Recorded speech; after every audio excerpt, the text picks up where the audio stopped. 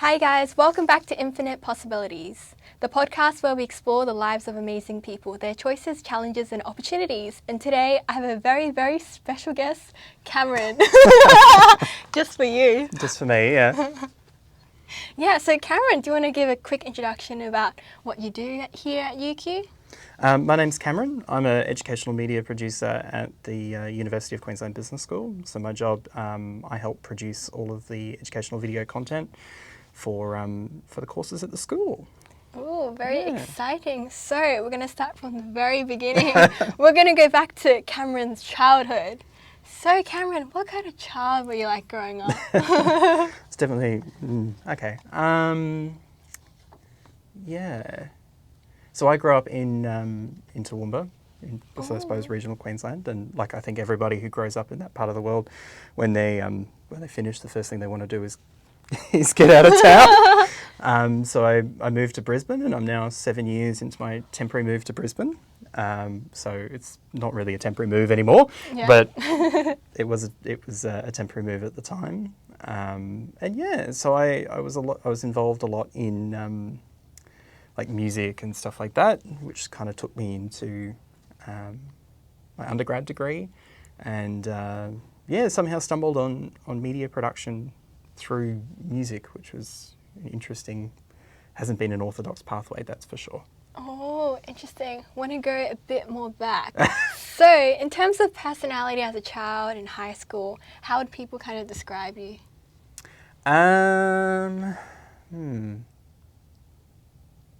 It's a really good question.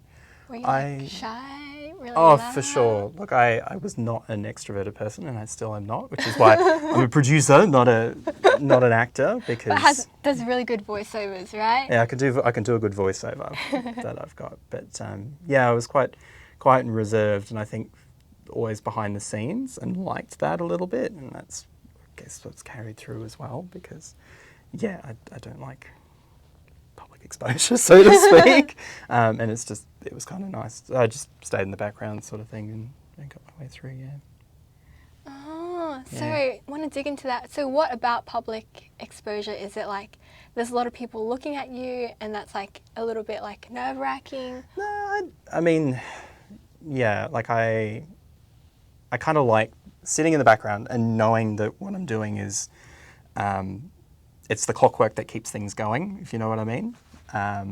Rather than, taking fame and fortune for making something happen, I kind of like take a little bit of, sorry, I touched your mic there. A little bit of, like I enjoy, seeing things come together and then being able to see it, It's a bit weird. Don't like taking the fame for it. Yeah, that's interesting, because producers, right, like behind the scenes, like all the actors get all the credit, right? And that's not really fair, eh? Don't you want a slice of the cake as well? Depends. Like it's interesting because like if you're sort of not in the biz, so to speak, because we're sort of doing more corporate work, but I know definitely when I watch the credits, I'm like, oh, such and such produced that. And you kind of, know the names, and when most people say like, oh, it's that film that has Leonardo DiCaprio in it or whatever, and I'm like, oh, it was produced by such and such. Like that's what I'm more interested in, which it's kind of the mechanics and the business of the production industry that I've always been really into. So yeah. Yeah, that's cool. And so when you were in high school, what were your kind of favourite subjects? Absolutely loved English. Was really, really, really enjoyed it. Also did, going back a couple of years, did an IT thing all through there, which was interesting. So, which is odd because I never thought I would use any of that, but the programming skills that I picked up in that I still use from time to time. Industrial design. So that was really interesting because I never really followed the design brief, so to speak. Build a torch and I'd build a desk lamp instead. A little bit of a rebel. Well, interrogate the brief, which I think is a really good thing for anybody doing anything with design. And I distinctly remember we were told to build a table and build a frame for a table, put the top on the table, that sort of thing. And I went, oh, okay, well, I'll build a table that doesn't have a frame. Because if I build a table that doesn't have a frame, then I could build it in a couple of weeks. So it was this kind of design this thing that it was a table, but the table itself was the frame. And points for creativity, but it didn't fulfil the brief because they hadn't said that you need to have a frame. So I was kind of using, like, at that point, the sort of like design is just follow the brief verbatim, but I'd taken it a completely different direction. But I mean, that was just the kind of the thing that I was into was, it says that, but what I really want to do is this. Yeah. And so That's changed so a little bit for interesting. that. Because you were thinking outside the box and you kept on doing it even though you weren't rewarded for it. Yeah, that's the education. Well, I think high school has always been that very mechanical. I mean, mass high school education, mass primary school education very much came out of the Industrial Revolution. And so it is very much like that of like, this is what you have to do it. And I didn't really, I mean, I followed, I wasn't a rule breaker or a troublemaker or anything like that. But I definitely, there was moments where it's like, oh, the system, oh my God, you know. Yeah. But I think a lot of people have that experience going through that. Yeah, definitely. That's so interesting. When I think back to me in high school, like, I have like a mode where it's like, oh, what does the teacher want? And I do it to, like, I guess it's like, you know, studying to get the grades kind of vibe, where you study for the specific criteria that you know that you want. But then that would be more like me in my free time where like I would be like free from any kind of constraints. So I had like very two separate worlds, but I guess it's kind of cool you were consistently Cameron. But I will say when I went into tertiary, like when I first got into university, that actually made more sense to interrogate the brief a little bit. Yeah. Whereas it was probably a little bit, people were like, oh, why does he got to do things differently? Kind of thing in that high school environment. But when I got to uni, it was like, oh wow, that's what we want, kind of thing. So it was really nice. I don't tend to look back so much on my high school experience as much, and I really see, you know, the 4 years that I had as an undergrad was, I won't use the cliche of best years of my life kind of thing, because we've all heard that 1,000 times before, but I definitely felt like identity and all that came out from those 4 years rather than, you know, 12 years of high school and primary school. Oh, that's so interesting. I completely agree as well. But we're going to still have a few more questions. That's all right. At that time in high school, like when you were thinking in terms of career, what were your thoughts, if anything? I really, really wanted to get into theatre, of all things, believe it or not.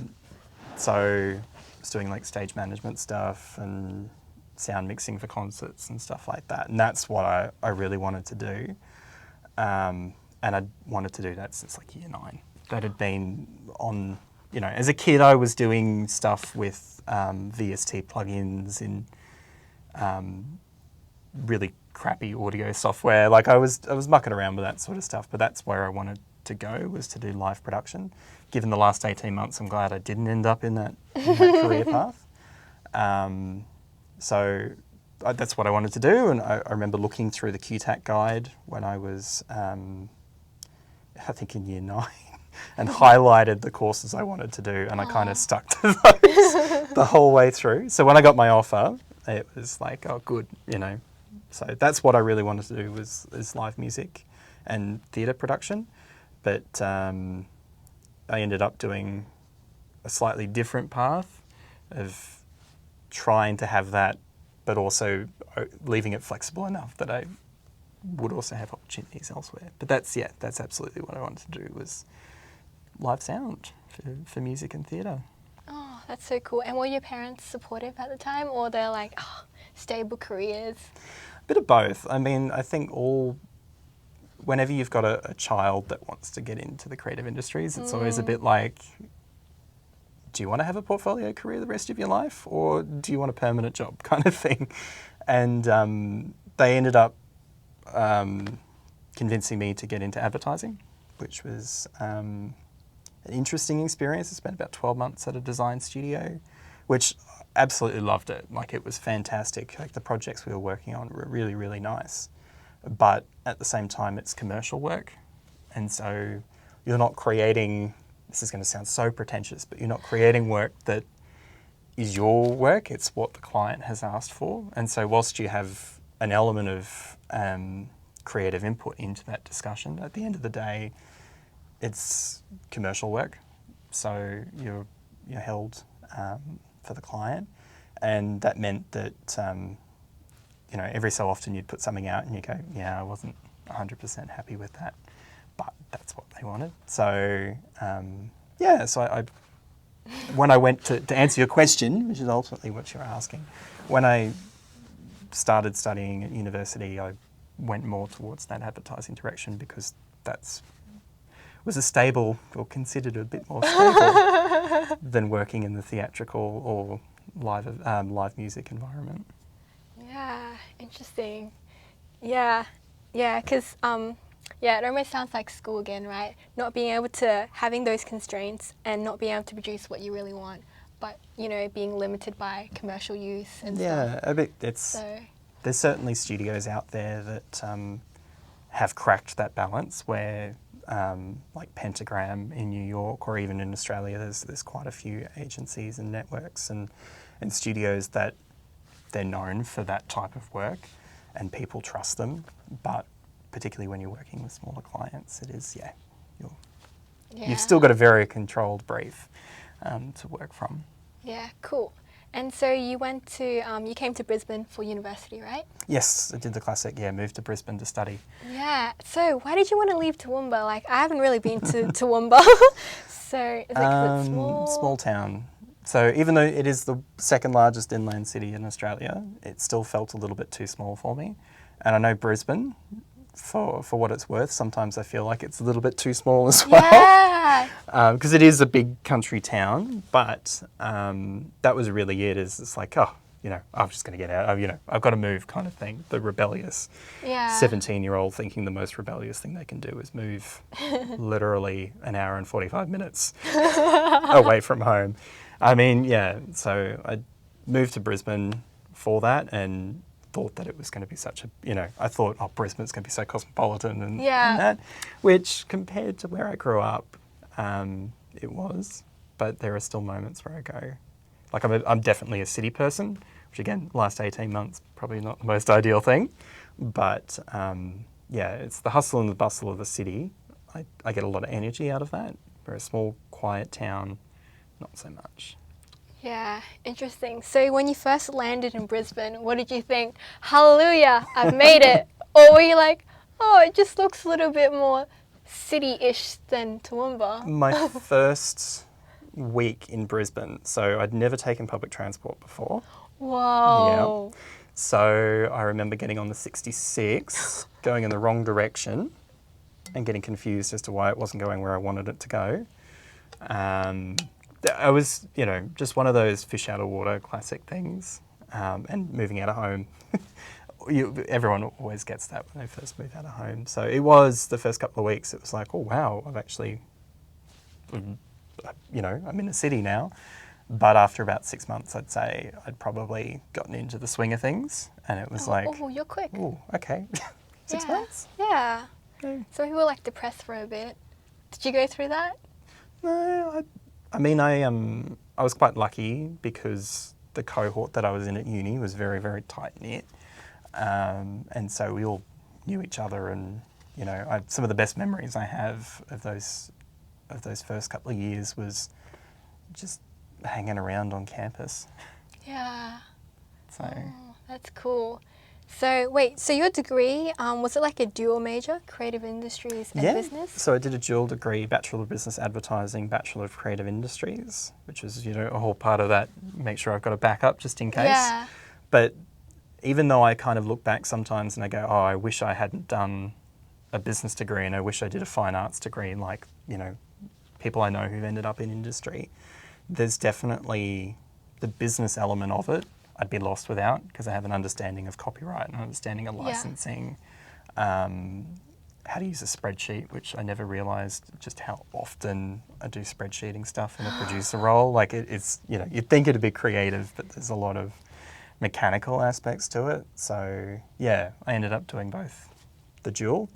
But but I definitely saw myself as a creative industry student first and a business student second. Oh, interesting. So, if you could get another chance, what would you choose for your 2 degrees if you're going to do 2 degrees or just one?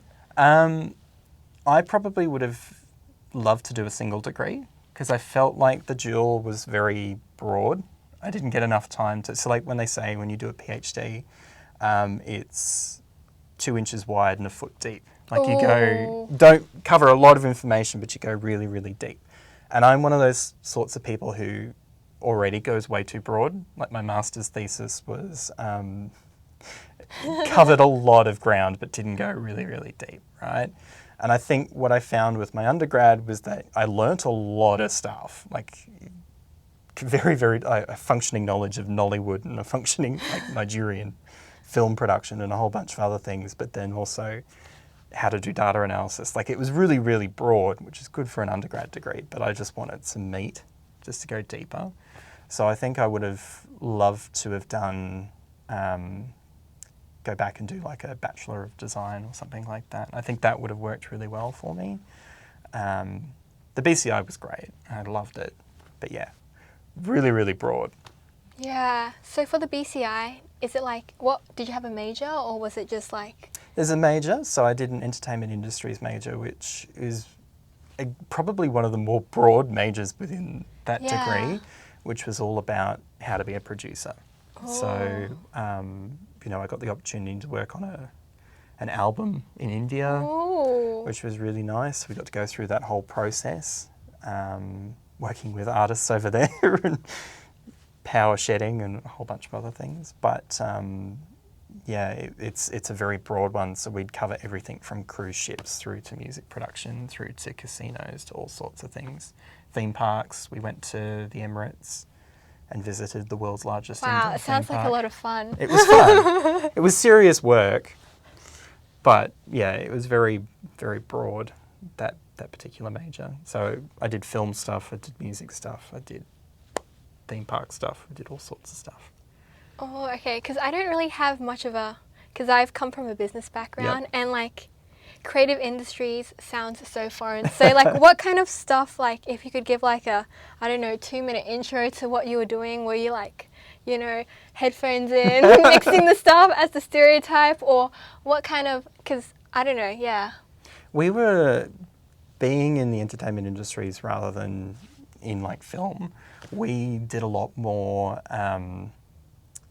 planning of things. It sounds so dry and so boring, but a lot of what we were doing was we'd work with the creative practitioners who are creating the work, and we would be going through and looking at timelines and transport and all those sorts of things, which when we worked on... The logistics kind of stuff. The logistics, yeah, which doesn't sound so exciting, but like it was nice because you got to do a bit of everything in that. Like you'd go to an event where we're producing live music. So you'd do music and then, you know, a couple of weeks later you might be working on a film project. Oh. So real broad mix of things. So yeah, not so stereotypical. Yeah. Although that's more what I do now, is the more stereotypical stuff. Congrats.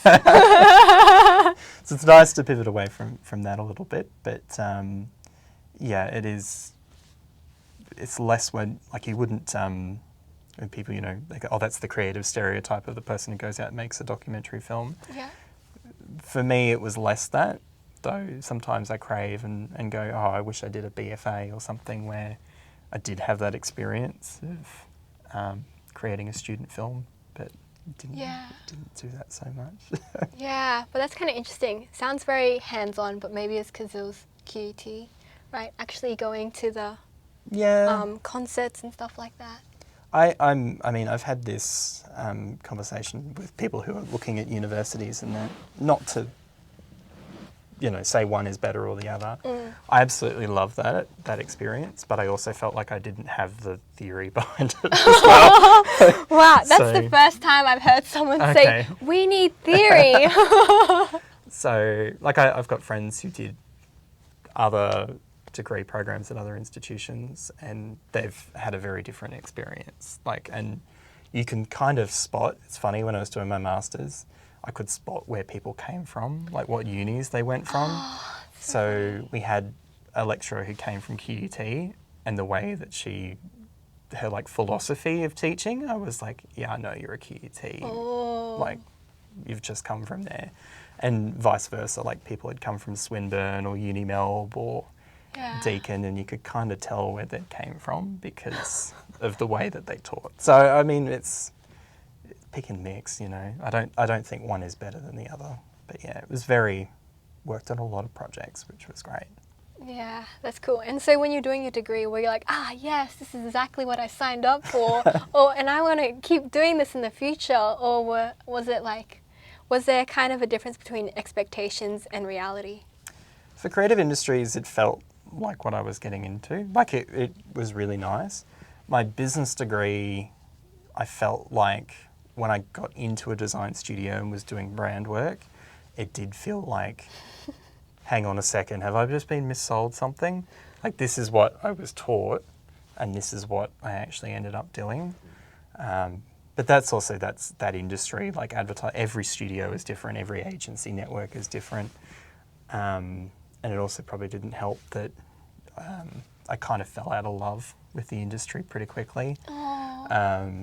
You know, because you'd see your work around and you're not happy with it, if you know what I mean. So. As in like not having the, I guess, complete control over your work? Or? No, I think, because at the end of the day, people, like, there's an ongoing conversation, is advertising a science or is advertising an art? Right? And it's like, well, it's neither. Because it's not, if it was art, like there's a distinction between art and design. You know, art is meaning and interpretation, and then design is like functionality. So something that looks good might not be good design, but the same in advertising. Like, it's not art because it's not something pretty, although it might be pretty. It's not design because it might be something that's functional, but it's not. It's kind of like in between another both thing. worlds. So it's not quite psychology because it's not that type. It's not art. It's not design. It's kind of its own thing, which I'd wished I'd gotten into that work much earlier. So I could have kind of, because sometimes I think back and it's like, oh, I should have done public relations, or I should have done accounting or something like that. I did that. Not very good. Oh, I enjoyed accounting, which was weird. But you did it. Oh, because you have to do that as a course. Yeah, as a core course. Oh, that's so funny. Creative arts students doing accounting. Actually enjoyed it, which was odd because, yeah, but I used that, like, stuff that I learned in accounting, I use all the time. Yeah. So, like, yeah, I know my Excel formulas pretty good. Oh, very good. So, yeah, that's those sorts of courses in it I got a lot out of. I think if I'd just done creative, I think I wouldn't have ended up where I ended up. And if I just did the business degree, I think I would have regretted it as well. So I wish I could have gone deeper, but there's no way I could have done that in 4 years, particularly as an undergrad. Yeah. So that's hard. Can't do everything. No, one wishes we could, but there's only 24 hours in a day. We have to sleep for some of those. Yeah. Good advice. So after you... Oh, wait. Tell me why they were best 4 years. Come on, let's hear that cheese. I mean, what I say to people when, like, because, you know, I still get people I went to school with and that who ask for advice, you know, what do I do when I get to the uni? It's like, well, you're never going to have so much time on your hands. Like, it sounds really silly, but, like, the minute that I picked up a full-time gig, or even like in my last 6 months of uni where I was like juggling multiple gigs, you don't have that time to just do stupid stuff. And I mean like productive stupid stuff. Like every O week we used to do all sorts of, like, we'd film time lapses, or we'd go around and talk to students. We'd do all these sorts of things. And now that I've sort of got that stable 9 to 5, which is great, and I love it, and I love that, you know, my employer is incredibly supportive of the work that we do. But as a student, it was like, I don't have a client. I'm my own. I'm just doing this, and I don't have to worry about, like, if it's slightly out of focus. It's like, it's okay because it's just a student project for fun. Yeah. So, yeah, we used to do all sorts of, it was just great. 4 years. Admittedly, probably too much time spent at the university bar, but that's okay.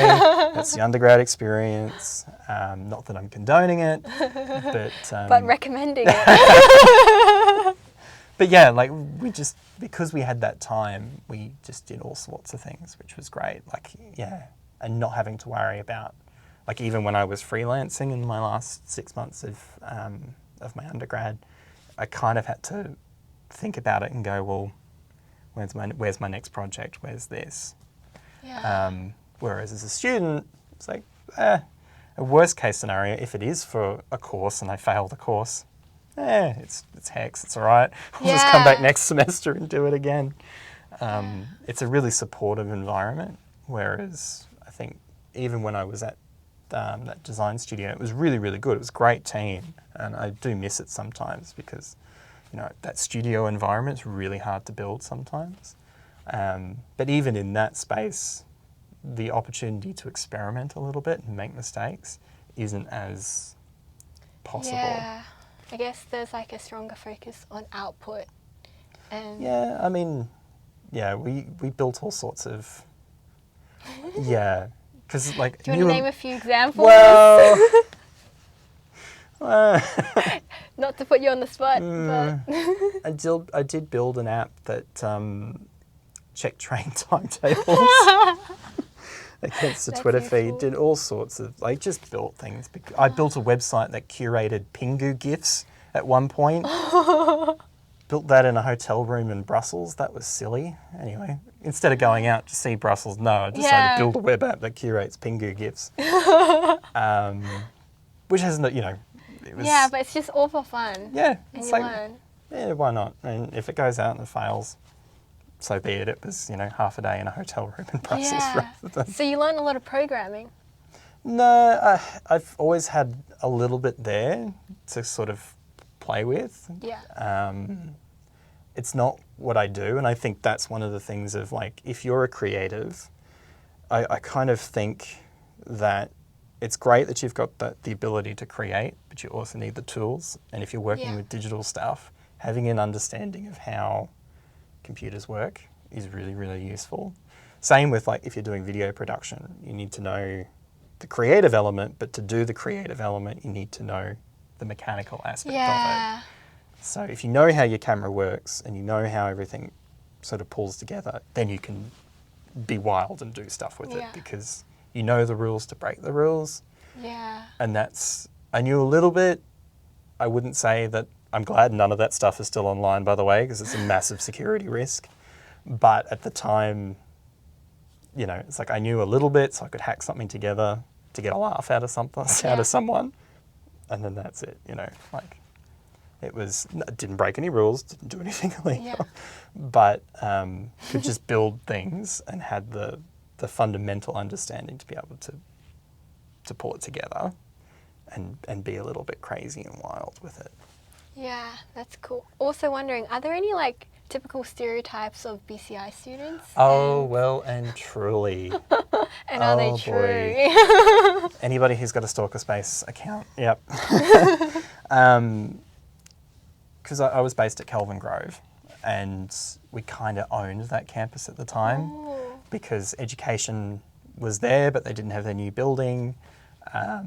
Health and paramedical sciences were there, but they kind of stayed off in their own little world. So you could spot a BCI student from a mile away because they dressed a certain way and they acted a certain way. I remember the first week I got to QUT, there was a guy reciting poetry on the corner of Musk Avenue. That's kind of when I knew I found my tribe, The EI students, there is also a stereotype of them because they are a little bit more producer-focused. Oh, EI, entertainment industries. Yeah. Because, they're not artists. Yeah. They're people who are producing for artists. But well and truly there was a stereotype, and I could tell the difference. Like, I'd get on the shuttle bus from Kelvin Grove to Gardens Point, and I just felt like my energy would get completely sucked out of me because I'm working with business students and law students and engineers. And every O week, because I used to volunteer for O week, we'd it's probably terrible, but we'd play a game trying to spot the major Oh, of the that's so fun. students. Got it right. I'd get engineering and mathematics confused sometimes and those sort of ones, but creative industries, yeah, you could spot them. It's like, yep, you fit the stereotype to a ball. Wow, cool. And what about yourself? So, if we were to meet Cameron when he was at uni, would I be seeing like a bright t-shirt, a funky hat? You would have seen someone who was really badly dressed. Oh. Think back and I'm like, you mixed patterns and you wore a white shirt on a rainy day or whatever. Like I Yeah. was not fashion conscious and I still am not. But yeah, I think you probably... Somebody who was just coming into his own, right? Like I think coming out of high school, I was a little bit like trying to hide a little bit. And when I got to uni, it was kind of a nice opportunity to open up and find the people that I really want to work with and the projects that I really want to do. So that was, yeah, I probably looked like a bit of a mess. And I know I definitely didn't eat properly in the first 6 months I moved to Brisbane. But certainly somebody who is finding his place, which was really good. Yeah, that's really cool. Yeah, and so there are a lot of people like they don't care much about uni. They're like, oh man, like that was a mediocre 4 years of my life. What kind of advice would you give to, I guess, new students? I think it depends. Like if you're an undergrad, there's kind of an experiential element to it. If you're a postgrad, it's a bit different. Sad. Yeah, and I know that postgrad stereotype. Like when I was doing my masters, I was here in the library pretty much every weekend studying. So it's a little bit more. I hate to use the term, but serious. But if you are, it is hard. And I know the advice that any orientation greeter sort of person will give you is like, go out, join clubs, meet people, give it, talk. Don't talk to people in the city. It's always a little bit awkward. But like seriously, go out and just, it is hard. And I found it really, really hard. But I know that first 6 months where I was a little bit clamshelled, it is an isolating experience, particularly since you've just moved to a new city. I can only imagine for international students how that feels. But if you start to pull into that community, like some of my best friends that I talk to on a daily basis, I met at uni and we had group projects together and we had all sorts of other things. And I still stay in touch with them. The guys I went to India the second time with, because I did 2 trips to India in my final year of uni. I stay in touch with them all the time. Like we still catch up and joke about. We went to a bar called Off the Record, but we put the wrong Off the Record in the Ola app. So we went we'd still joke about that sort of stuff. So it's get to know the university because there are so many experiences on offer, not just clubs and societies, but New Colombo Plan, overseas study help. Some of the people that you meet might have similar interests. Like friends that I catch up with. One that's in Sydney now that works on some musicals down there. We still joke about how we spent 2 whole lectures in our first year talking about Taylor Swift. Oh, good stuff. So, just put yourself out there. It's hard. Yeah. But it makes the experience so much more worthwhile. Yeah, and how do you do it, especially as a shy guy? For all our introverts out there, listen to Cameron. I was glad because I joined like the orientation greeter style, so at QUT, it's QUT Connect, which I see the stereotypes of like orientation greeters and I go, holy crap, yeah, that's it. Because I remember having to like get people to do icebreakers and stuff. Really awkward. But it is like, do what feels comfortable to you. If you feel comfortable just making an effort to go to class or join on Zoom, current circumstances, or if you feel comfortable joining a club and that's what works for you, just start somewhere. And then once you make one or two connections, it all comes naturally. So I joined QUT Connect kind of briefly, like joined off to the side because I was doing other stuff at the university. Coincidentally, my current boss, I probably met her at some point through my co-curricular activities. So I got involved with TEDxUQ because cool. of a friend that I knew through a project I was working on. So it was like 2 degrees of separation. And then a person who was working on TEDxUQ was interning at UQ at the time and probably knew my boss. Oh, So wow. even though I never thought that I would work for the University of Queensland at any point, Yeah. because of the co-curricular stuff that I was doing, I somehow had already had a connection to the university. Yeah. So that's if cool. you'd told second year me that I was going to end up working at St. Lucia, I probably would have laughed, you know. But because of the co-curricular stuff, I'd had such an affinity to university. Whereas what I learned in the classroom was really useful, but nowhere near as useful as the networks and the connections and the experiences that I had doing co-curricular. Like TEDx was an interesting experience because TEDxUQ is entirely student run. Oh, yeah. So everyone who's involved with TEDxUQ is a student, or I was a QT student helping out, which was a bit awkward, but nobody knew. So that's okay. So the secret is out. Yeah. Um, No hating. Peace out, UQ staff. So, like, that experience, I think, was really good because you were given an opportunity to do something really big, but still have the opportunity, if you fail, it's okay. Yeah. You know, and we would stay, so we'd set up Friday night. I probably wouldn't go home till just before 1 o'clock in the morning. Wow. By the time we'd set up advanced engineering, and then back in the morning. So just kind of went off this massive high of just talented people doing their best work, even though they're students. So Yeah. it's worthwhile getting involved in those things. There's no harm in putting your hand up. Yeah. Same with overseas study stuff. So I had 3 overseas study experiences. Ooh, tell me more. The first one was a study tour to the United Arab Emirates and the south of France, where we looked at theme parks and the music industry. Ooh.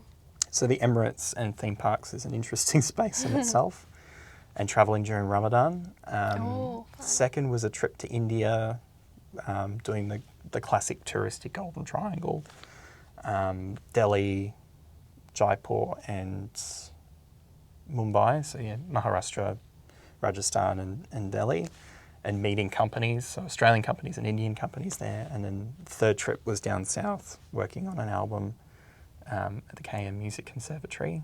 So 3 very different experiences. Yeah. But I applied for all of them and I was like, there's no way on earth I'm going to get this. No way. Hello, India. Because most people they think that I'm not going to get it, so I'm not going to apply. And you may as well. It's probably masculine confidence there, but it is just, there's nothing, if you want to do it, just put your hand up. The worst thing that can happen is they say no. Yeah. And that's okay. Like, then you don't spend your entire life going, oh, I wish I'd done that. Which I do feel sometimes about exchange. I wish I'd done exchange. I couldn't because I didn't have the courses because I'd had 3 international experiences already. Yeah. But it's worthwhile. Even at the moment, like, you might not be able to do a study abroad or a study tour. But the gentleman who ran the first trip to India, I talk to him on WhatsApp every week because we kind of share a discourse about Indian politics and India in the new world, these kind of things about, probably talking about things we're not qualified to talk about, but that's okay. And he does virtual study tours now where he does cool. like 360 video through Dharavi or through the middle of... You can rejoin. Well, he did offer me a job at one point. which unfortunately never happened because of a whole variety of things. But that was, I would have never developed that interest if I hadn't met that person and I hadn't had that experience. So whilst the travel was great, but the fact that I have this network of fascinating people, you know, like even in my job, I'm not an expert on colour grading by any stretch of the imagination. Colour is just a whole other world to me. Sound, very interested, but colour, not so well known. There's a guy I met in Chennai who's a colourist who was like my go-to guy for colour, who I would have never met if it wasn't for the fact that we had this connection from recording a concert. So, yeah. Yeah, that's amazing. Opened many opportunities and networks. Networks, it's not just networking events. I'm sure Sarah would have said that. Try. I hate them. I absolutely hate them because it's like, here's my LinkedIn. It's like, how many business cards can you collect in 2 hours kind of thing? Yeah. Whereas if you have that connection, just like, oh, I went to uni with this person, or we bonded over this weird thing like TEDx. Yeah. Not that, TEDx is great. Amazing. Went there last year. Well, I'm on my 9th TEDx event. Wow. So you ran the one last year as well? I say 9. I've attended or assisted with 9. Oh, wow. Big fan. So I'm done with TEDx officially. Really? When's your next speech? Come on. Producer turned speaker. Because it is a lot of work, but, you know, like I went to TEDx QT this year because I knew the organisers, and it was really nice because I got to sit in the audience and just watch it. But I knew what they were going. Yeah. So there's nothing wrong with just putting in an application. And like, as you probably would have at TEDx, it's such a great community of people that you come across because they want to be there. They're not just there because they can. Yeah. You know, and it is the ideas, like that's... Ideas worth spreading. So cliche, but it, you know, that's what people really good. Care about. Like if someone has an idea that can change just even the smallest thing, like Lee Hickey, to bring in a UQ example, grows wheat faster than I think anybody else in the country. I thought, growing wheat fast? What? Yeah. But it is such a, like, I didn't even think about that as, you know, food security. If we can grow wheat quicker, then probably. Yeah. And that's just opened up a whole other world of, oh, hang on a second, agricultural technology is actually a big thing that I never even thought of. But yeah. Anyway, to ramble. So cool. No, it's interesting. I did tell you to ramble. Ah, you did, yes, you did. Doing very well. Keep up the good work. Will do. So, after you graduated 4 years at QUT, what happened next? You went straight into Masters, is that right? Kind of. Ooh. So I finished at QUT and it was like, cool, I'm done. I'm not going back to study. No, I'm done. And I was looking at that job in India and it was all sort of coming together. Unfortunately, things happened, so that didn't end up happening. So I went looking for jobs, and I've almost always had a higher education job at some point. Oh. So even though I've had other things, like, you know, I've helped out with O Weeks and all sorts of things, and so I'd had a uni super account and I had everything else that comes with being a uni employee. So I went looking for jobs, and I found a role here at UQ, and so I applied for it and was offered it was my first job out of uni, so I haven't actually really left uni, to be truly honest. Amazing. After 6 months, I realised that I really missed studying, which was weird. 6 months. And I think about it and I go, what was going through your head, Cameron? That just didn't make sense. I fell in love with the idea of studying, not studying itself. Oh. Because when I actually went back to study, I realised just how much was involved in studying. So I went looking for a master's degree and sent out, as you do when you're just about to spend 30 grand on a master's degree, you go out and do your research. And I found RMIT had a Master of Design Futures, which I'm really into design. That's like my thing. I could probably ramble about the Bauhaus for 20 minutes if you asked me to. And Design Futures is kind of an interesting space. So I applied and got accepted, even though I didn't think I actually met the entry requirements. But, I mean, I had a body of work and you had to submit a resume and a whole bunch of other things. So I got accepted, which was great. And, 2.5 years of doing a master's, playing around with sound because I'd always wanted to do sound. And so I was building tools for like how we would discuss ageing in place with culturally and linguistically diverse Australians through sound diaries and stuff like that. Oh, that's cool. So it was different. It certainly wasn't, because, you know, at universities we talk a lot about degrees and postnominals and those sorts of things. And I feel like mine, it's not a straightforward one. Advertising, creative industries, design futures. Yeah. They all kind of feel like 3 very distinct areas. So went straight into it. And it's just been nice to have a thing to go alongside the work that I do at uni. So get to be really practical and do my practice at work. And then come home and be a bit experimental and do things that aren't commercial products. Yeah. And finished that end of last year. So my exegetical... Recently, yeah. Wow, Finished end of last year. GPA 6.9. Whoa! How did that happen? Oh, the one course I got a 6 for, or the... Wait, 6.9 out of 7? Yeah. Wait, the whole degree? Or? The whole degree, yeah. Wow. I was mad. Doing a master's and working full-time is mad, but... Yeah, wait, how good was your bachelor's? Which degree? So creative industries, I think I did reasonably well. My business degree, I didn't do so well. Yeah. I nearly failed data analytics. Fun. Which is funny because we're working on a Master of Business Analytics at the moment. So I have I have to sometimes go, oh yeah, yep, that was in week 12 of that course. Yep, there we go. But yeah, I did okay in my undergrad. I did reasonably well. Like I really enjoy academic writing. I'm a bit of a weirdo. Wow, amazing. But I think for my business degree, I wasn't so interested in it. It's like, oh, here's the thing I'm doing to help out.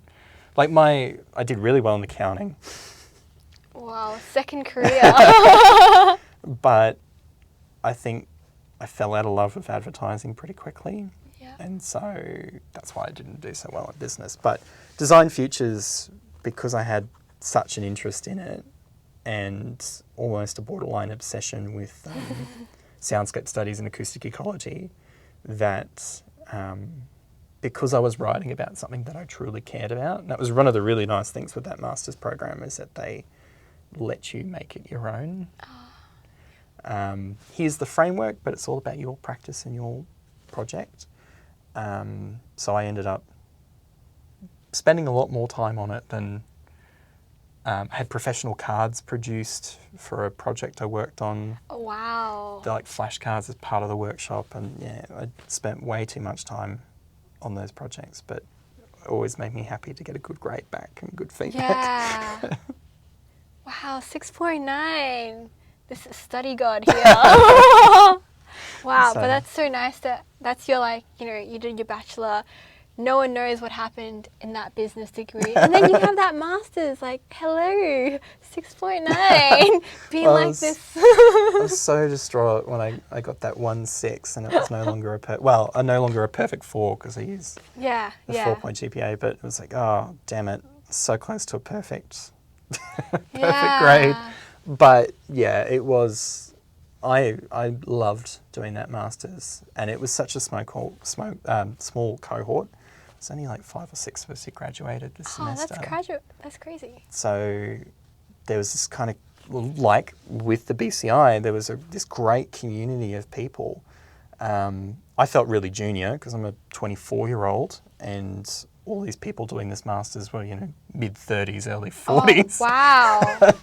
who are like design leads for Telstra or ANZ. Oh, that's And cool. I'm a media producer at a university who's only been out of their undergrad for 2 or 3 years. But it was such a good, because like I'd talk about sonic experience and about how we should design spaces to be designed for, you know, good sonic well-being. And then there's a friend of mine that I met through the program who works at UNSW, and she teaches design practice down there, but she's all about tactile. Oh, So like touch. getting people to explore parks and that with physical, like, you know, pick up leaves and stuff like that. Yeah, that's cool.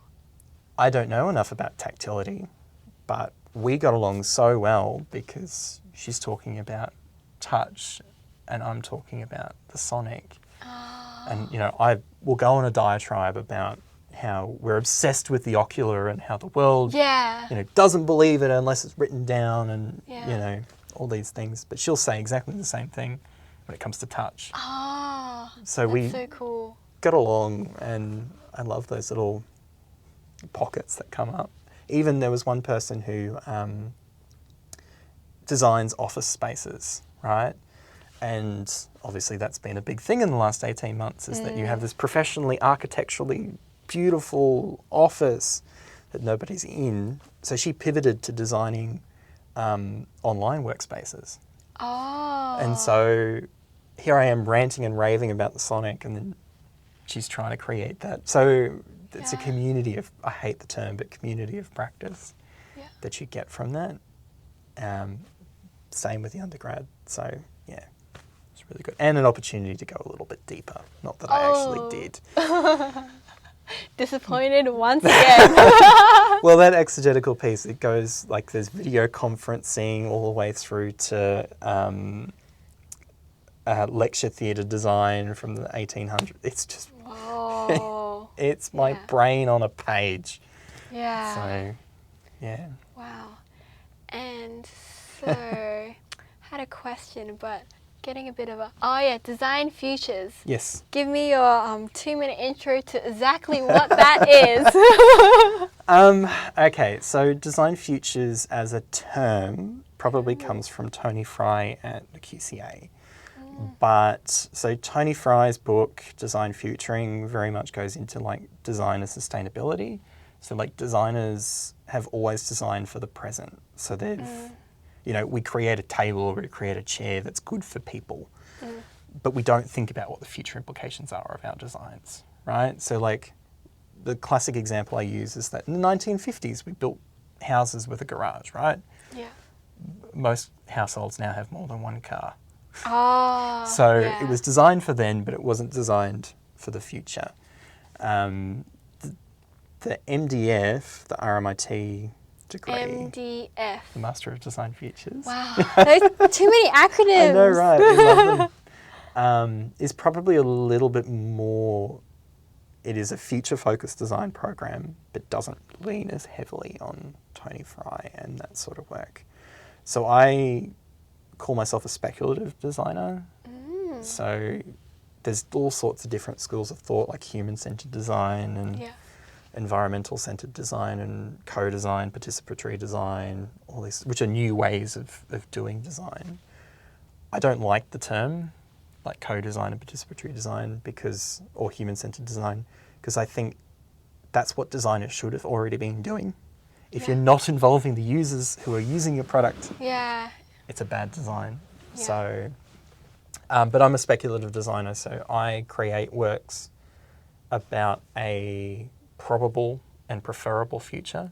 Oh. So when I did my final project, instead of creating a soundscape for now, I went, well, what if we designed a teaching space that was designed for concurrent teaching, so hybrid teaching, that was designed to be sonic first.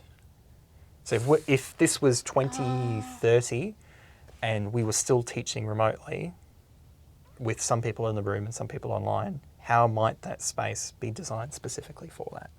Wow. So it's a bit tricky because it's not like, how do I design something that works for now? Yeah. It's like, if this was the future, And Yeah. technology wasn't a restriction. What would that be? So all my work was speculative. So I'd create a soundscape that was, me talking, and I'd triple track it 7 or 8 times Yeah. to make it sound like there's multiple people in a room, but it's just proving the concept and then trying to match it back to what's possible. Yeah. Oh, that's It's so tricky. academic. Yeah. So that's probably why it's such a small cohort.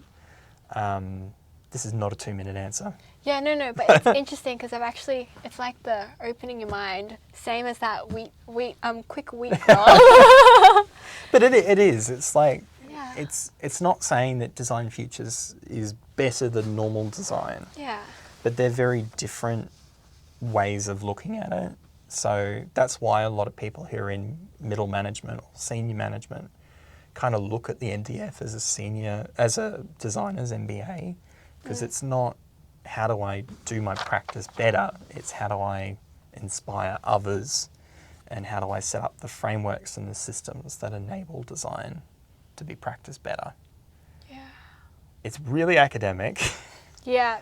And even though it's a practice-based master's, practice-led, there is a distinction, sorry, the most popular destination is a PhD. So... Give yourself 6 months. No.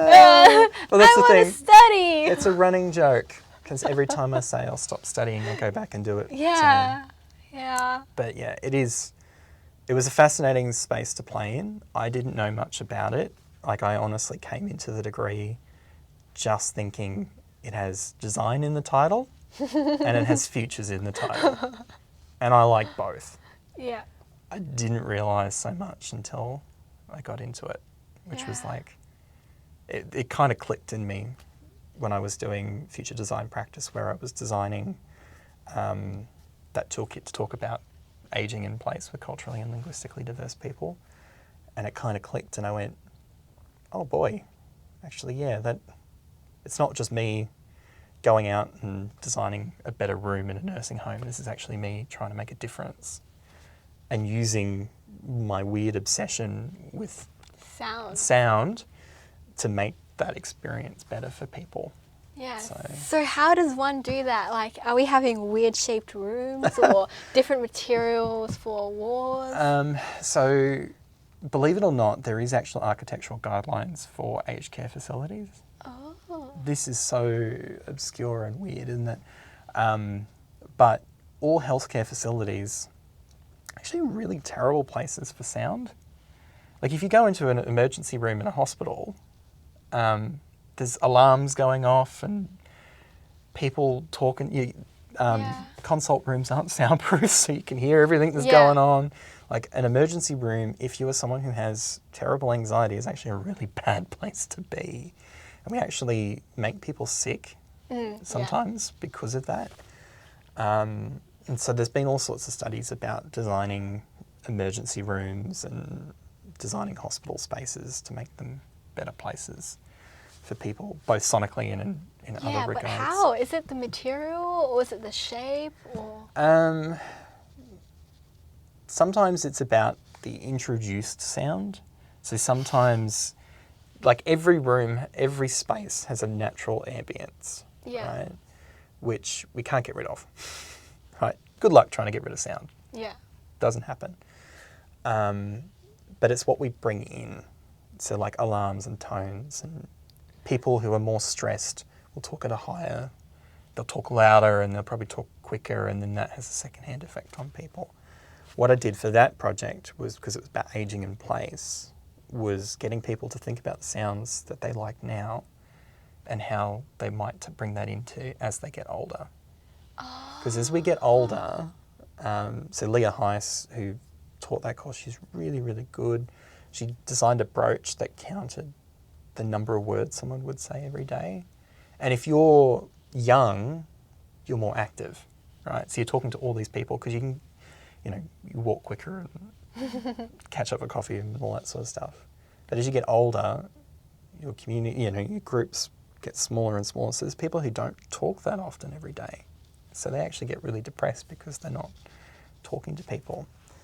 And I felt the same with, as people get older, they're not as mobile. So the predominant soundscape for them is home or the grocery store or Yeah. whatever, but it's predominantly home. And so it's like, is there sounds from the world that we want to hold on to when we're younger and bring them in to remind us of when we were younger? Not in Yeah. a sort of sad, kind of depressing way, but as a way of like what, you know, to hold on, like sonic postcards kind of thing. Yeah. Because I do that when I travel. I'm probably a bit eccentric in that regard, but I bring an audio recorder with me. So I've got all these sound recordings of Chennai's streetscapes and stuff like that. And to me, that brings back more memories of where I was than photos. Because you can feel it. I can kind of, yeah, I remember that. It smelled awful or whatever. Yeah. It brings back a really strong emotional response. And so it was kind of like building a box so people could collect sounds like they would sound photos. box. Of sorts, yeah. Yeah. To bring that into age as they get older, or if they go into an aged care facility, which is a very minute number of people who age. Yeah. The predominant number of people age in place, about taking that with them so they still feel like home. There's a great paper I read once of in hospitals and aged care facilities, the doors are heavier and are sealed, so when they shut, they sound really heavy and the concrete floors with lino or whatever. In a home, soft furnishings, carpet, the door might be wooden, so it sounds more homely. Oh, yeah. So it's stuff like that. Oh, that's so cool. Dementia patients are a classic one. Yeah. Where I'm not a medical professional by any stretch of the imagination. Yeah. But music therapy and dementia Yeah. is a really big thing. And so that was kind of what I took and went, well, if music can do that and that's sonic, well, is there something to be said for the soundscape itself? Yeah. Yeah. Oh, that's interesting. So it's like about like in that room, making sure that like the sound of the door, the alarm, the carpet, and the people talking all are kind of in some sort of coherent kind of nice. Because every soundscape there's the environment, there's the listener, and there's the sounds themselves. Yeah. So how I would interpret certain sounds would be very different to the way that you would interpret them. Yeah. So it's quite personal, which makes it really hard to design, like, here's an architectural guideline, because we put people in isolation as torture. Yeah. We put them in quiet rooms, like with no sound at all, to drive people mad. So perfect silence, unless you're a musician or an audio recordist, because we like silence, because we're weird. Unless you're one of those sorts of people, a perfectly quiet room is actually maddening. Like this, a cafe might be just as loud as a 747 taking off in some cases. Oh, yeah. Like, if you just look at it from an engineering point of view, they're just as loud as each other, but they're very different sounds. Yeah. A cafe, human, makes, It's energetic. Like this warm kind Yeah. 747 taking off doesn't sound so good unless you're a plane spotter and that's what you're, shall admit sometimes I do like that. But like the sound of an engine, But cafe. I could work from a cafe. I couldn't work from a runway.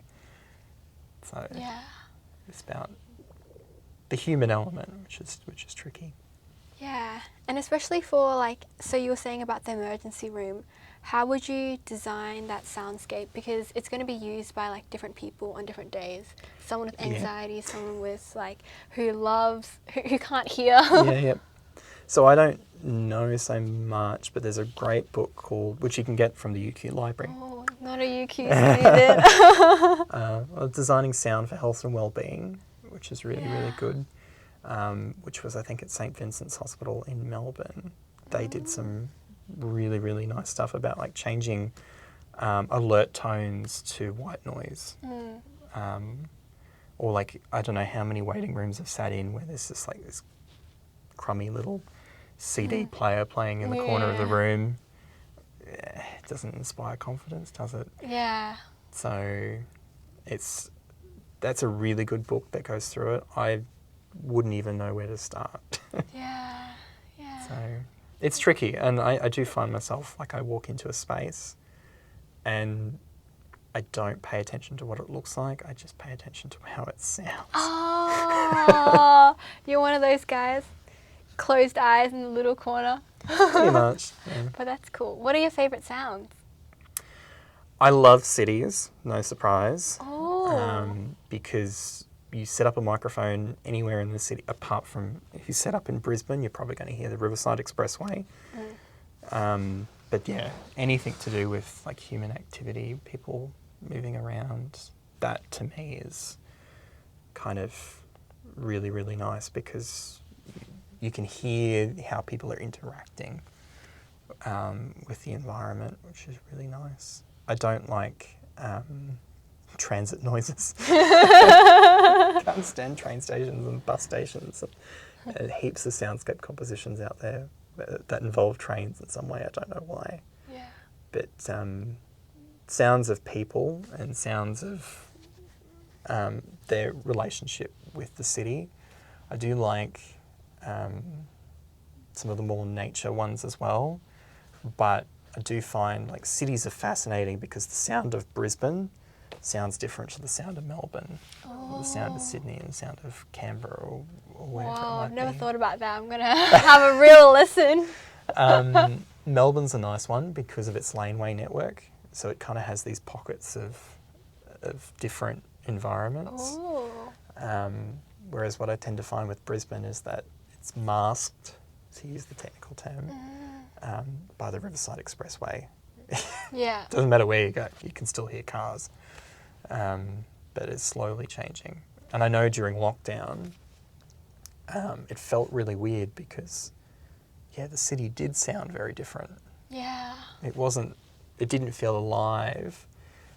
It kind of felt dormant, and then you could hear nature taking over a little bit. Oh. So there's some really nice stuff out there in the conversation if you go looking for it. But yeah. Wow, that's cool. Stuff that I've never thought about, No. but pretty amazing. Yeah, so are you one of like, because if I think about myself at home, like I'm like, oh, it's too quiet. I feel like this kind of itch, so I like play music and stuff. But I guess you would be the opposite. You'd be like, or do you turn stuff surprised. on like at your home and stuff? So according to Spotify Wrapped, very scientific source, it's the top 5% of listeners in Australia last year. Whoops. Yeah, I need to have some sort of sound in the background. Yeah. But I can't sleep unless there's no sound. Like I've had situations where like I've turned off my air conditioner in the middle of the night because it's making too much noise. Yeah. Oh, so you either sleep in dead silence. Dead silence, yeah. Oh. But I think that's like the former like audio guy in me, where like Yeah. it needs to be quiet. But I can't stand if I watch like a YouTube video or something. I don't care if it's in focus or anything like that, Yeah. as long as it sounds good. Yeah. I'll say. But yeah, for me, silence is not unless I'm trying to switch off. It's the only way I can get my brain to switch off at night is Silence. silence. Oh, so what about throughout the day? So you wake up, do you turn something on? You're eating. Pretty much straight away, yeah. Oh, Like the first thing I do. Yeah. What do you listen to? Would you? Oh gosh, my music tastes. Oh boy. I've got a weird mix of stuff. So like ska music, which is kind of like reggae style stuff. It didn't stick around for too long. So I've got a thing for ska music. Later into the evening, it starts to switch into like swing and jazz and that sort of stuff. Yeah. I'm obsessed with a Dutch artist called Cara Emerald. Ooh. Absolutely obsessed with her stuff. So that's usually the stuff that later at night. But I also have a big thing for Bollywood. Oh, that's very cool. So, Because of your trip to India. it's interesting because it doesn't really have a film industry It doesn't, sorry, it doesn't really have a music industry. Yeah. Very much has a film industry. I believe it's bigger than Hollywood now. But, so a lot of the music is very visually dominated as well. Like you can't listen to a Bollywood track. You have to watch the music video. Yeah. The two are inseparable.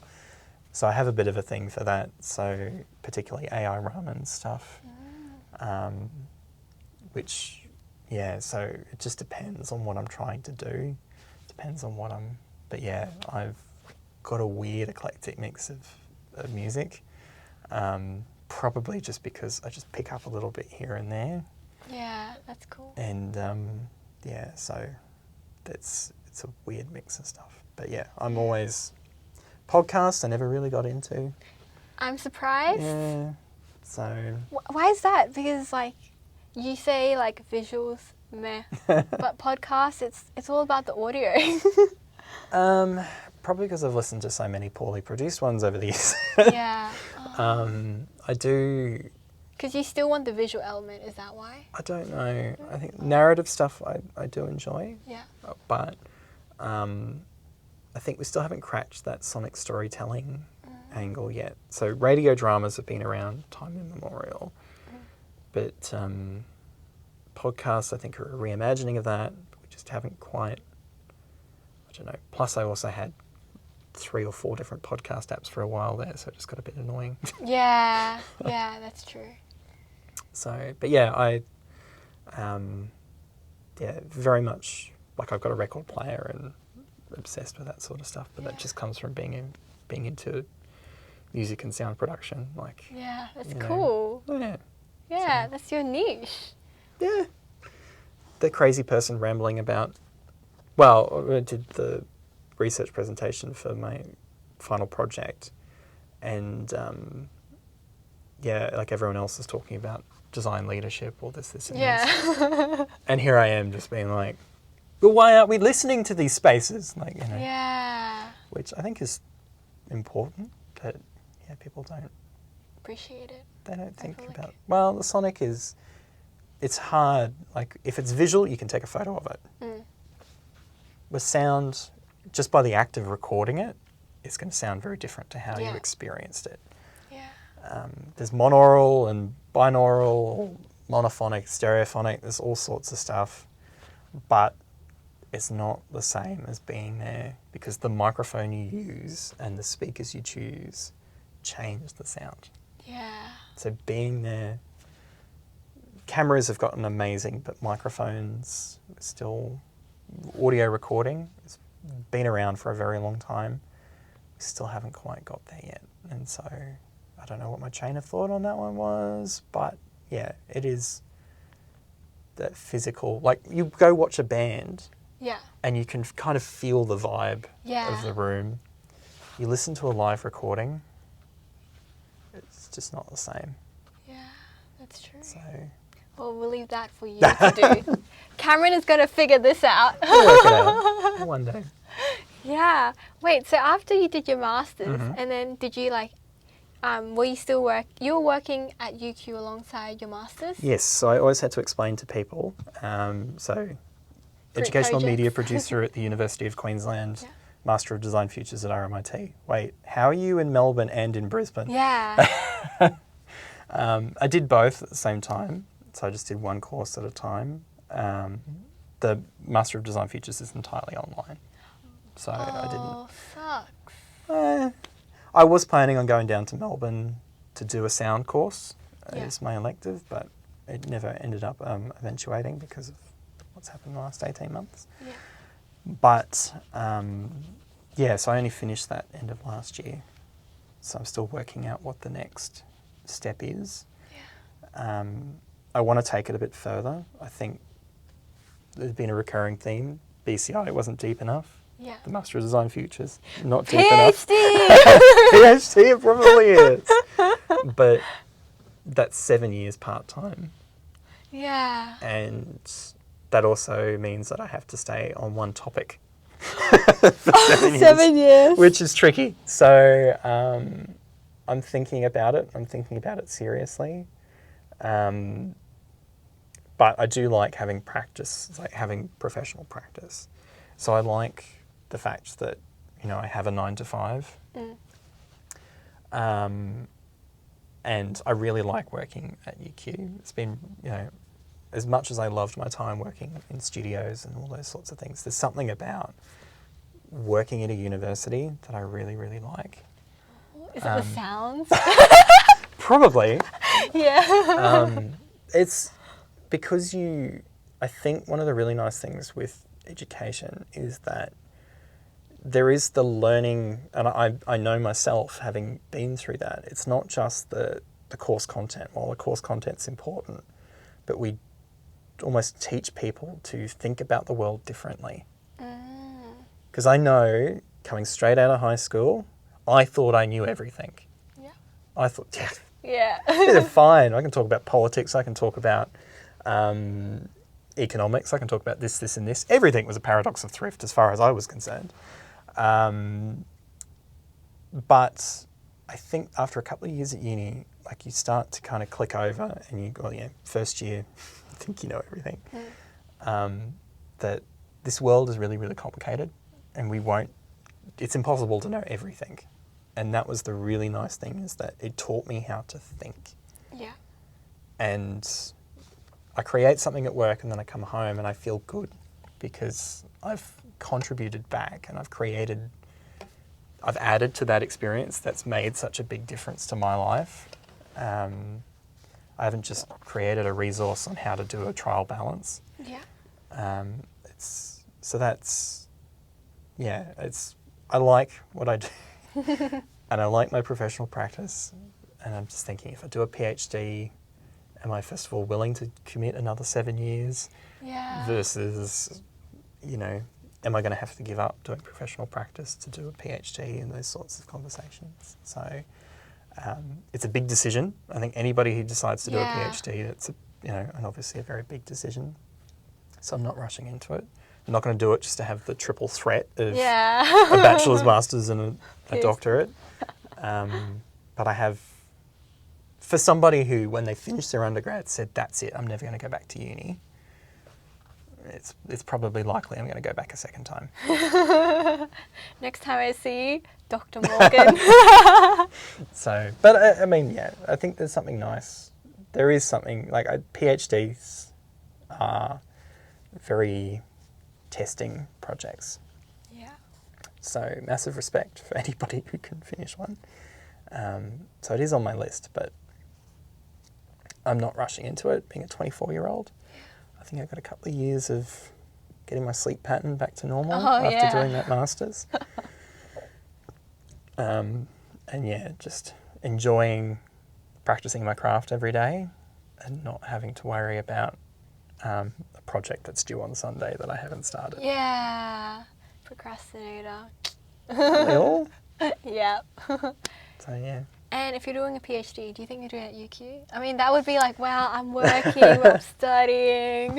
It really depends, and I don't think, because it depends on what facilities are available and what the institution has.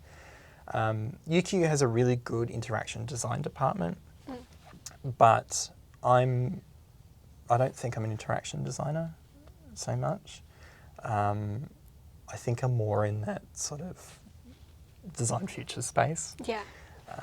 RMIT has their Seattle Sound Studios, which is more architectural, so they design buildings to be spatial, and they do soundscape composition pieces and stuff like that, which I've been meaning to go down. So if Lawrence is watching this... Yeah, hello. Hi, Lawrence. Yes, I haven't forgotten. I know I need to say hello again. But I'm still sort of looking, because, I mean, that is a big decision. Yeah. And whatever institution you pick, kind of, you want to stay there for the duration of it. And you're going to become that, you're going to have that vibe when you exit the world. Yeah. Like, hey, that RMT, UQ, that QT vibe. Well, I've got the weird mix of, so, but that's, I think, a good thing for me, getting a little bit of each. Yeah. Because there's a QT vibe, which I think is great, but if you get too caught up in it, it feels a bit, same if, the UQ vibe or the RMIT vibe, they've all got their own unique elements to them. Not one's better than the other. It's just Yeah. what you want to do. So of course I'm going to pick and mix as I go through. Yeah, get the best bits. I'll take that bit, and that informs your practice anyway. Like, the sources that the books I've read and the people I interact with have shaped who I am. Yeah. So I want to build that and pick from certain people. It's just over time. So I don't think UQ will be on the list. Just because of interaction design versus what I want to do. Yeah. They've certainly got the facilities and the supervisors to do it. But I think I'm going in a different direction with it. And that's why I think probably looking at a different institution. So Seattle's got their 12-channel performance space. Monash have got some cool stuff as well. So just looking to see what is the best one. Do I want to be very architectural and do composition pieces, or do I want to look at human experience? Or Yeah. Yeah. Decisions. But it's just, Yeah. it's a big decision to make. It's like buying a house. Yeah. Yeah. So Got to pay off that mortgage for who knows how long. Hey, 24. I'm not in a rush to do it because Yeah. it's nothing urgent. Yeah, sounds cool. And tell me about the roles that you've done at UQ and then until like now what you're doing in like 3 minutes on each. Yeah, all right. So I joined UQ as an e-learning officer. So I was doing Blackboard support and stuff like that. So if it crashes, we gotta thank you. Which was interesting. It was a nice place to kind of get used to the university because every university is different. Then this new position came up within our team to sort of manage the studio and produce high quality educational video. So, I just started and we were just starting to get everything together. Then COVID came. Yeah. So we didn't have much of a chance to, it slowed a lot of things down. We were just getting used to producing things in a particular workflow, and then COVID hit, so we had to switch to recording on Zoom or remote recordings and those sorts of things. So I help produce everything from podcasts through to green screen stuff. I do the odd bit of animation. I try not to do it. Voiceovers. So if you hear my voice, Yeah. there you go. If you're in a business school course and there's videos in it, it may have come from me at some point. So, and we're getting, the quality's improving over time. Like, it's not something you nail first time. Very, very different to when I used to work outside of UQ, because, or even outside of higher ed, because you don't have a budget so much in terms of like this project costs this much. It's all about time rather than how much it costs the client. Yeah. So very different way of working, and I've kind of had to retrain. More relaxed. Timelines are more flexible, which is nice. Studio land, if the client wants it by tomorrow, you're doing it tonight, that's it. Yeah. There's no ifs, buts, maybes. Because if you say no, someone else will say yes. Oh, sucks. Here, it's a very different experience. So the pressure isn't so much there. But because you don't have budgets, it means projects it becomes a matter of time. How much time can you contribute? And a big project might take, like, the scope changes very much because you don't cost anything. Well, you do cost anything. Your time costs money, but it's not. It's a very different way of working, which I kind of like. It's nice to be able to help people. Craft. Yeah, focus on it. Try a few different things, because we can work on a whole mix of things. Like a typical day is, I might start editing some stuff that was studio based, and then we went up to Minjerribah end of last year to do a soundscape composition. Oh. So I might be working on that. Then I might be doing photos. Yeah. Then I might be doing, it's very different. You become a generalist instead of a specialist. Oh. So and it's education. So, you're creating things that are being used. I look at the watch stats. I go through them, and I know that students are engaging with certain things, and that's really nice because you can see the fruits of your output rather than just looking at our click-through rate was this. Yeah. And this costs this much to do with the client. Yeah, that's so interesting. The metrics are different. Yeah, it's a different... I instead of fussing about... Like I went to a design conference last year. And I love going to that conference. And, they're fussing about the motion, the engine they use to create the motion graphics in this particular video. I love that stuff. But when I'm working here, it's the focus is on what is going to create the best outcome, not just the technical prowess of the quality of, this was shot on an 8K red camera or whatever. Yeah. I was never really into that anyway. Yeah. I'm more into what creates the best product. Yeah. And is that an 8K camera? Not always. Yeah. It might be your iPhone. Yeah. We've done stuff like COVID, heaps of stuff being shot on phones that I worked with. Yeah. And coaching people how to set up their phone so that it wasn't getting their chin and all that. Yeah. Skills that probably, if I was still in a traditional studio, I wouldn't have even touched. But because it's a reality of what we do, I'm happy to pick it up. And I'm glad I have, because that's just changed the world. I think it's, not we've changed the world kind of thing, but it's changed how I see, the world a little bit. Yeah. Oh, that's cool. Nice. Have a few more quick questions. Yeah, go for it. Okay, so it's just a deep one. The meaning of life, Cameron, 42. for you. Oh, that's the same answer I got for my last interview, you guys. The meaning of life, the universe, and everything. Yeah, I'm a big Douglas Adams fan. Meaning of life, 42. I bet, the reason why it's 42, right? Dude, I've never read it. I just know the answer because everyone tells me. Like I said, big Douglas Adams fan. There's an interview with him where he explains why it's 42, and he's like, "It's a preposterous question. Oh. No one knows what the meaning of life is. Yeah. So it's 42. It's just a stupid number." I'm paraphrasing. So I think, it's, for me, what I get the most excitement out of is learning new things, meeting interesting people, and understanding more about how the world works. Oh.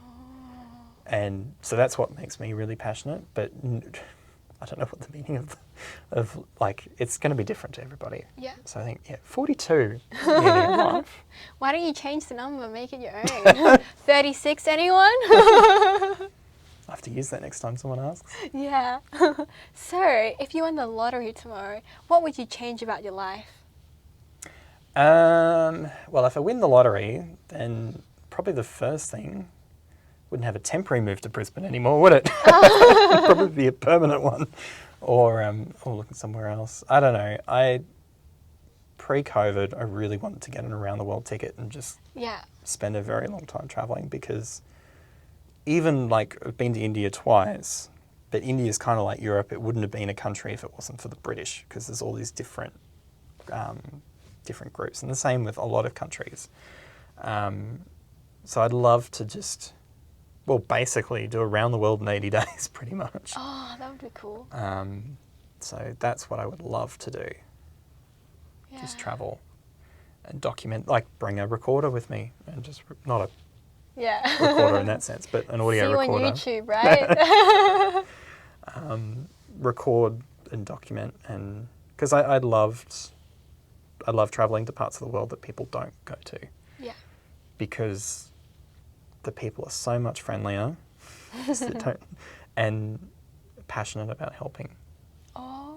They want to show you how they live and that, and just don't get that when you get on a big bus in Paris or whatever. So I'd love to try and circumnavigate the world. Yeah. Without getting on aircraft and stuff like that, basically, yeah. Yeah, that's cool. Hope you win the lottery. You've got to buy a ticket first, and that helps.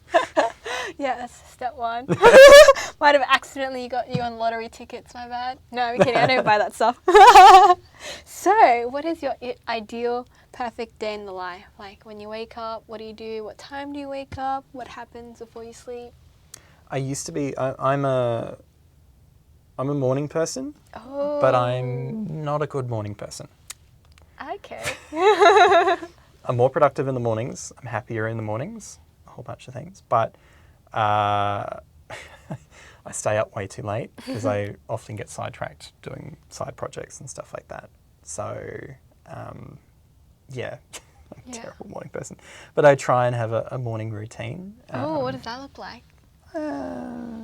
Get up, open the blinds, fill up the water tank. I've got a robotic vacuum cleaner, so I have to fill up the tank of that every morning. Pretty much had the same breakfast since I've moved to Brisbane. What is that? Something. Enlighten me. It's a bagel and a cold brew coffee. Oh, are we having cream cheese or are we having alva with butter? I'm terrible. I'm a Promite person, not a Vegemite person. Promite. Never heard of that. Yeah, anyway. It's salty? Not as salty. Yeah. But, yeah. And then get things ready. Yeah, iron. I try and iron every morning. It's weird. Good stuff. And then get ready to head into work if I'm on site. So, yeah, I'm definitely a morning person, but terrible because I oversleep my alarm and that. Yeah. But a perfect day, I mean, the really nice thing with what I do is that every day is different. And that's kind of, there are certain things that I wish wouldn't change so much, like,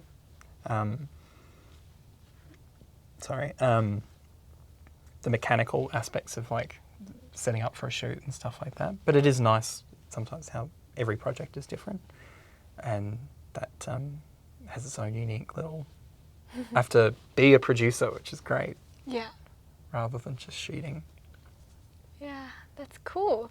So we're pretty much at the end. So how was your podcast experience? It was great. Cameron was hesitant, right? You were like, oh, what? Oh, how? Me? Oh, and I'm like, you, Cameron. And then, yeah, so how was it? And how hard was it to convince you? It was hard to convince me. I don't like being in public, as you know. Because I do like being behind the camera and... Yeah. Oh, technically we are behind. Yeah. Front-facing camera, yeah. Because, I do like being that slightly out of... And that's always how I've been. I like to blend in a little bit. But no, it was good. Good questions. Yeah. We'll have to get onto the Bell Careers podcast at some point. Yeah, but I'm going to start work. So, Katie, if you're listening, hurry up. Sounds good. Right. Yeah. We'll say bye. Alrighty. Bye.